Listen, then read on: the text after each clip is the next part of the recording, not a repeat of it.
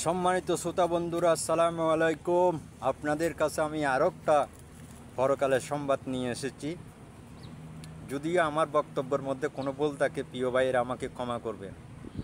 প্রিয় ভাইরা, এই দুনিয়াটা খেল তামাশার জায়গা না, কিন্তু তবু আমরা না বুঝে অনেক খেল তামাশা করো, সেটা কোনো সমস্যা নেই। কিন্তু খেল তামাশার ভিতরে আপনার যে সামনে একটা মৃত্যু অপেক্ষা করতেছে, সেই মৃত্যুটা কিভাবে হবে সেটা আপনাকে চিন্তা করতে হবে। খেল তামাশা করতে করতে যদি মৃত্যু হয়ে যায়, আল্লাহ নাই করুক, তাহলে আপনার পরকালটা ধ্বংস হয়ে যাবে। তাই সবাইকে বলি,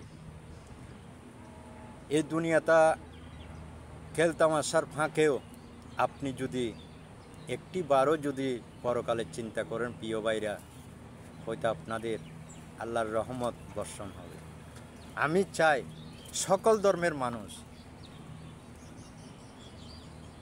জান্নাতে যাক।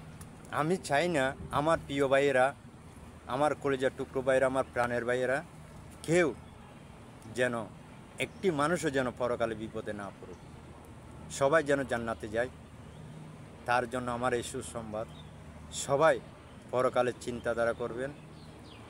খেল তামাশা যাই করেন, আমিও করেছি, একেবারে করি না তা না, কিন্তু যতই করি, কারণ আমাদের সামনে অপেক্ষা করতেছে ভয়াবহ এক মৃত্যুর যন্ত্রণা।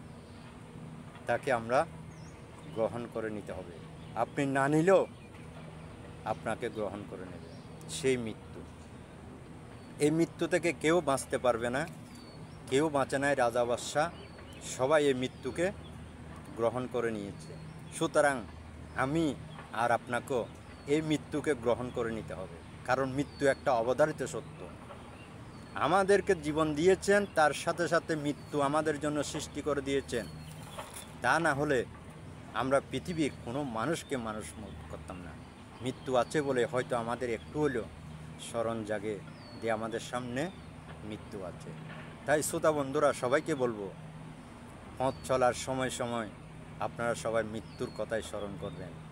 মৃত্যুর কথা যদি স্মরণ করেন, হয়তো একটু হলে আপনার ভুল অনেক কমে যাবে। পরকাল আপনার জন্য পুরোপুরি সহজ না হলেও কিছুটা হলে সহজ হবে। তাই আমি সবাইকে পরকালের দাওয়াত দিচ্ছি। সবাই যেই সকল শ্রোতাবিন্দুরা যেই ধর্মের লোক হোক না কেন, আমার এই বক্তব্য শুনে সবাই যেন পরকালের চিন্তাধারা করেন। পরকাল একটা কঠিন বিষয়, মৃত্যু একটা কঠিন বিষয়। এই মৃত্যু যখন আপনার কাছ থেকে আমার কাছে চলে আসবে, তখন আমাদের ভাইয়ের থেকে আমাকে নিয়ে যাবে, আমার স্ত্রীর কাছ থেকে আমাকে নিয়ে যাবে, আমার সন্তানের কাছ থেকে আমাকে নিয়ে যাবে। কেউ আমাকে ধরে রাখতে পারবে, তখন আমাকে আমার পাশেও আসতেও সবাই ভয় পাবে। এমন এক মৃত্যু, এই মৃত্যু থেকে বাঁচার কোনো রাস্তা নেই। কবি বলেছেন, মৃত্যু থেকে ফালাও তুমি লাগাইয়ে আকাশে সিঁড়ি, মৃত্যু তোমায় সেখানে রইবে গিরি। তো পালাবো কোথায়? মৃত্যু থেকে পালানোর কোনো পথ নেই।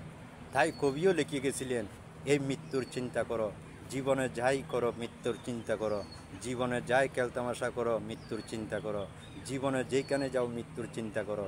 মৃত্যুর চিন্তা করলে আল্লাহ তাআলা আপনাকে মৃত্যু যন্ত্রণা সহজ করে দেবে। হয়তো কিছুটা না হলে আপনাকে পুরোপুরি যদি সহজ না হয়েও কিছুটা কষ্ট হলে আপনাকে আল্লাহর রহমত দান করে কিছুটা হলে আপনাকে সহজ করে দেবে। তাই সবাইকে আমি পরকালের দাওয়াত দিলাম। যদিও আমার বক্তব্যের ভিতরে কিছু ভুল থাকতে পারে, সবাই আমাকে ক্ষমার দৃষ্টিতে দেখবেন।